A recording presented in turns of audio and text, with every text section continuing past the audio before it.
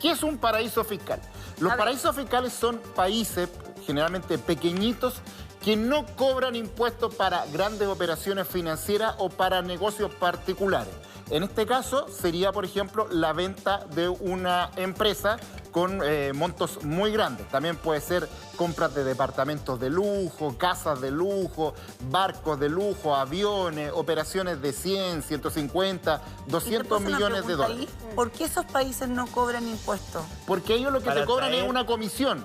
Entonces, si alguien, por ejemplo, hace una operación de 100 millones de dólares, dicen, yo no te voy a cobrar los impuestos que te cobran en tu país en ningún lado. Claro. Pero sí tú pagas una comisión. Y tú comprenderás que una comisión de una operación de 150 millones de dólares para el país igual es harto dinero. No, y además son pequeñas naciones, claro, forman parte Bahamas, y las Caimán, Panamá, las Caimán, Islas Vírgenes. Pero yo no entendía qué ganaba el país. Les cobran una comisión, sí, pero una nada comisión, comparado al impuesto que pagarían. Entonces, ¿a qué apuesta el país? Al volumen, porque hay mucho volumen. Todos los ricachones del mundo van a hacer algún tipo de operación, incluidos ricachones chilenos, ha quedado demostrado. Entonces, está esto. Entonces, primer objetivo de llevar o hacer un negocio en estos paraísos fiscales es evadir impuestos. Sirven para no pagar impuestos. Roberto, pero si la persona declara ese negocio en su país, por ejemplo, si yo hago un negocio en las Islas Vírgenes, pero yo informo en Chile que hice ese negocio en las Islas Vírgenes, ¿ahí no hay ilegalidad y pago impuesto en Chile? Claro, si tú informaste al Servicio de Impuestos Internos que estás haciendo esta operación, ahí tiene que haber entonces un pago de impuestos y por lo tanto, Chile. ahí en Chile, y por lo tanto eso sería una operación legal. Ahora, eso es lo que dijo, entiendo yo, la familia Piñera que habría hecho en este caso. ¿Está confirmado eso? ¿Se sabe o no se sabe? No lo sabemos. Habrá que investigar ahora. Esto salió recién este fin de semana, pero sin duda ese va a ser el tema. Si ellos informaron y pagaron los impuestos que corresponden por esta operación, porque estamos hablando de una empresa que figura en Chile, en el norte del país, por lo tanto tienen que pagar impuestos acá en Chile, entonces ahí esto sería una operación... Hay dos temas. Legal. Un tema tiene que ver, el tema impositivo es uno, y habrá que ver si se informó o no se informó, y además, bueno, ahí tú puedes explicar lo que son las empresas offshore, que son empresas básicamente de papel que te permiten llevar los capitales, porque no te los vas a llevar en una maleta, digamos, tiene que haber una transferencia a una empresa local. ¿Sabes por qué se tiene que hacer esa empresa offshore, una empresa de papel, una empresa de mentira? Porque el país donde está el paraíso fiscal te exige que tú tengas una oficina en ese país para hacer la operación. Claro, entonces ahí yo digo, tengo Roberto Sá Inversion, lo acabo de abrir en Islas Vírgenes, ¿no? Y esa es mi empresa offshore, esa es mi empresa de papel. Y con eso yo hago la operación. La segunda derivada, que no quiero que perdamos el foco en eso, porque una es el tema tributario, estamos de acuerdo y tal. La segunda derivada es... ¿La tercera cuota? Es la condición. No, si eso lo vamos a repasar porque es cuota. O sea, es que eso me parece súper miserable. Yo creo ponle pausa, vamos a llegar ahí. Vamos ahí. Vamos ahora a revisar. Es verdad lo que dice José Antonio. Eso es tan importante como el tema de los impuestos. Bueno, entonces, recapitulando, los paraísos fiscales existen en varios lugares del mundo, son países chicos, a veces son islas, Islas Vírgenes, Bahamas, Panamá, qué sé yo. Y es ahí donde estos países te permiten a los ricachones hacer operaciones donde o pagan muy poco o no pagan impuestos por este tipo de operaciones, venta de empresas, compra de departamentos o casas de lujo, barcos, yates, qué sé yo. Un palacio, el rey de Jordania compró un palacio. Claro, y lo hacen ahí. Entonces, ojo, pero sirven para no pagar impuestos. Y también los paraísos fiscales sirven para esconder, Paulina, dinero mal habido. Eso es un temazo, ¿ah? Dineros sucios que pueden venir o de la droga, o de la venta de armas, o de tráfico de personas. Entonces, si hay alguna persona, un narcotraficante, por ejemplo, que tiene unos dineros, los puede llevar a estos lugares y ahí la administración de los lugares, los bancos no te preguntan. ¿Y estos 150 millones de euros de dónde? No, nadie te pregunta nada. Roberto, y ahí... Entonces, por eso lo pones tú, ¿no? No solo plata del narcotráfico, que uno dice ya, puede ser, sino que son estas empresas que son como cascadas de empresas. Claro. Entonces, en el fondo, al llevarse las platas allá y armar estas empresas falsas allá, uno no logra saber quién es el dueño final de todas estas cascadas de empresas, porque tienen nombres de fantasía y uno no sabe en realidad quién es el que sacó la plata de los países, el nombre particular. Y eso es algo que hoy día las instituciones de transparencia quieren exigir. Es decir, que sepamos realmente quiénes son los dueños de las empresas que están sacando la plata de Chile. Porque hoy día, en el fondo, estos paraísos fiscales permiten que no haya información, que no haya transparencia. Le ponen tierra a este sistema de sacar plata de los países. Y ahí voy al tiro contigo, Diana. Lo que se quiere hacer es una gobernanza mundial. Que los grandes países desarrollados lo que han pedido es que haya una legislación mundial que regule estos paraísos fiscales para que cobren impuestos que corresponden. Perdón, y le preguntan, oiga, ¿y usted de dónde trajo este maletín con plata? No es menor, la presidenta de la Reserva Federal, Janet Yellen, ella ha propuesto incluso una tasa impositiva internacional. Sí, pues. O sea, para que no existan estas asimetrías tributarias, ella propone que haya una tasa base en todo el mundo, incluyendo paraísos fiscales. Eso impediría que una gran fortuna se vaya de un país a otro cuando le suben los impuestos. Ahora, aclarar solamente, porque tenemos que ser precisos. Tener platas en paraísos fiscales no necesariamente es un necesariamente delito. No, pero si tú lo declaras en tu país de origen, no. Por lo tanto, hay que ver si efectivamente el presidente Piñera cometió un delito o no. Yo no creo que a priori es irresponsable decirlo. Lo que sí creo es que hay un tema valórico, tanto en no pagar impuestos, porque el presidente Piñera, además de ser un millonario, es servidor público hace muchísimos años. Entonces debería ser el primero en pagar impuestos. Y en segundo lugar, me parece que vender recursos naturales en esa cláusula miserable también es súper cuestionable. Bueno, acuérdate lo que le pasó a Lawrence Goldburn. Acuérdense de eso. Lawrence Goldburn, su candidatura finalmente se complicó cuando se descubre que él tenía cuentas en paraísos fiscales también. Entonces, miren, esto es lo que dijo el gobierno a propósito de esta información que tenemos desde ayer en todos los medios nacionales e internacionales. Esta es la respuesta de la Presidencia de la República.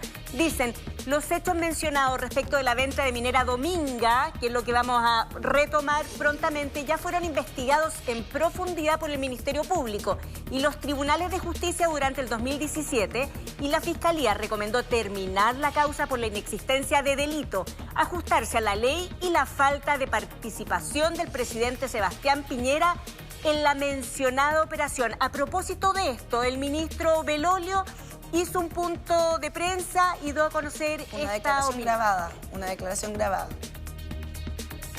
Con respecto al reportaje conocido hoy, lo primero que hay que decir es que no hay ningún antecedente nuevo.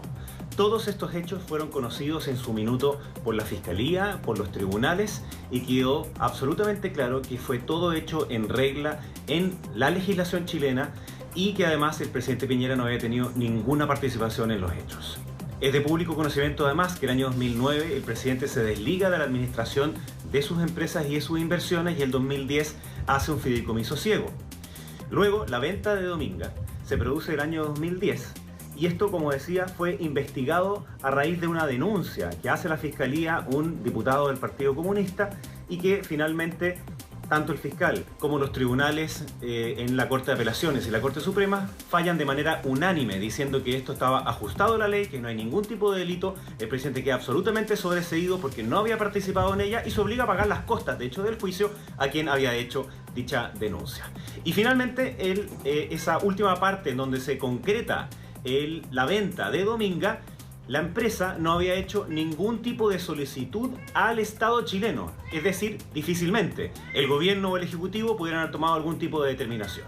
En suma, todos los antecedentes hoy día presentados ya habían sido conocidos ampliamente por la prensa chilena, habían sido investigados por la Fiscalía, por los tribunales, quedando absolutamente claro que no había ningún tipo de ilegalidad, que todo se había hecho de manera correcta y por tanto no hay nada más que poder agregar al respecto. Ministro Belolio, de verdad, yo con todo el cariño que le tengo y que compartimos, gustos en común y yo le tengo el mayor de los aprecios, pero yo entiendo su rol. Yo le hablo a usted, yo entiendo su rol. Entiendo que usted tiene que defender lo que es indefendible. Puede ser que todo haya sido investigado. hay un elemento en la tercera cuota que al menos yo, que alto leo, no conocíamos. Sí, uno entiende su rol, pero yo no entiendo por qué es una declaración del gobierno si se trata de algo privado, de un negocio privado del presidente. O sea, yo creo que aquí el presidente tiene que hablar más que el ministro Belolio. O sea, bueno, ese es un punto. Es que se cruzan los intereses. Se cruzan los intereses, pero claro, el punto es... los intereses del país, Diana, con los intereses de familia. Las cosas no solamente ese es el conflicto que ellos tienen. No, las cosas no tienen... en el primer gobierno se cruzaron, digamos. O sea, yo, más que escuchar al ministro Belolio, yo creo que tiene que hablar el presidente, no sé. No, por supuesto, pero a ver, las cosas no solamente tienen que ser... Diana. No solamente tienen que ser reales, que puede que lo sean.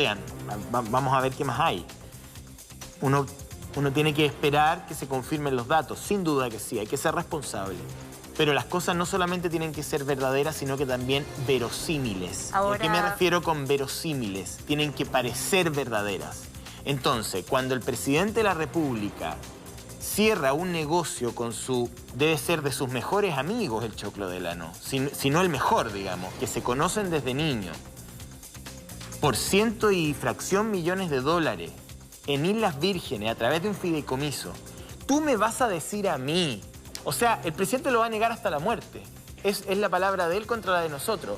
Pero no creo, yo no le creo que el presidente no sabía nada. O sea, no tiene sentido decir que dos amigos de infancia hacen negocio a través de un fideicomiso de 150 millones de dólares, se firma una cláusula de esa envergadura respecto de un proyecto minero de ese nivel de polémica en una zona que es casi reserva natural y nadie se enteró de nada.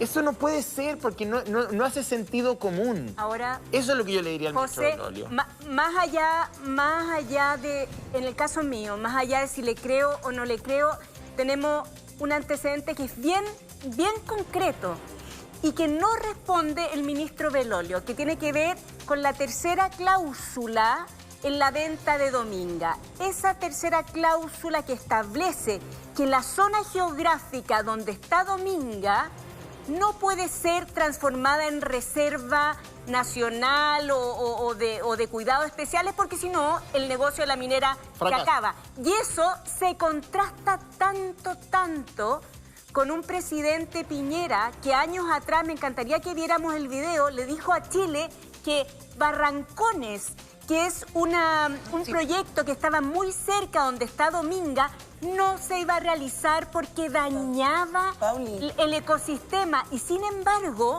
no ha hecho nada porque el proyecto Dominga, que está ahí mismo, se termine. Entonces, no entiendo. Aquí hay un conflicto claramente de intereses, Diana. Fue el mismo año, el año 2010. O sea, mientras se estaba realizando esta transacción en Islas Vírgenes, él le pide a esta empresa internacional que saque el proyecto de esa zona en particular. Vamos a escuchar lo que dijo el 2010 el presidente Piñera. Estamos en Punta Choros. Al fondo se ve la isla Damas, la isla Choros, la isla Gaviota, hacia el norte la isla Chañaral. Es realmente un santuario de la naturaleza. Y yo siento que teníamos que protegerlo, porque es un lugar único, con una riqueza, una biodiversidad, una belleza que nos llega al alma. Y por eso me siento muy contento que como presidente tuve la oportunidad de salvar este parque marino, este santuario de la naturaleza. Y por supuesto, tenemos que preocuparnos no solamente de este santuario, sino que de proteger nuestra naturaleza, nuestro medio ambiente, nuestros lagos, nuestros ríos, nuestras montañas, nuestros bosques. Porque al fin y al cabo sería muy triste que nuestros nietos conocieran de un arroyo cristalino o de un bosque virgen solamente en los libros de historia. Tenemos que proteger nuestra naturaleza para nosotros, nuestros hijos y nuestros nietos. Y eso es lo que yo he hecho como presidente. En este video, cuando este video se graba, esta zona ya estaba comprometida, ya estaba vendida. Yo no voy a sacar el Banco de Talca aquí porque no me interesa volver al Banco de Talca, que les encanta en Twitter hablar del Banco de Talca. A mí el Banco de Talca ya se me olvidó, pero Provida, Exalmar, Viacom, los casinos, son muchas piedras en el río. Son muchas piedras en el río. Las acciones de LAN. La venta de las acciones de LAN con esas secuencias, esas grabaciones que no conocemos. Entonces, la verdad, presidente, es que se le han juntado demasiadas cosas. Yo puedo creer que efectivamente hay una operación política una vez, 2 veces, 3 veces, o una campaña.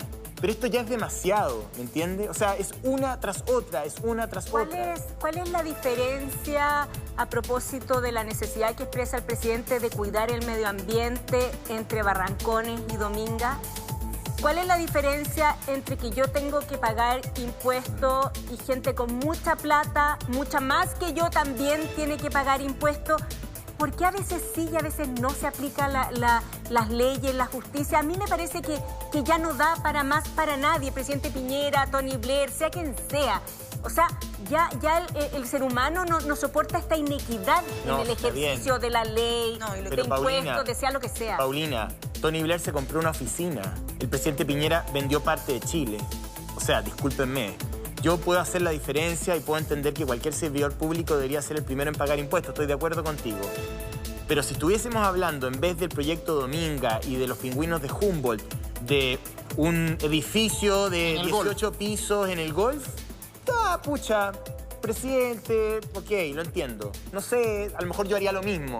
Si tuviese que vender un tremendo edificio, podría llevarlo a también lo haría, digamos, ¿por qué no? O sea, pero estamos hablando de territorio natural y además chileno. Que uno ve las declaraciones de él y dice, bueno, estoy cuidando el medio ambiente, por eso le pedí a esta empresa que se retirara de esta zona.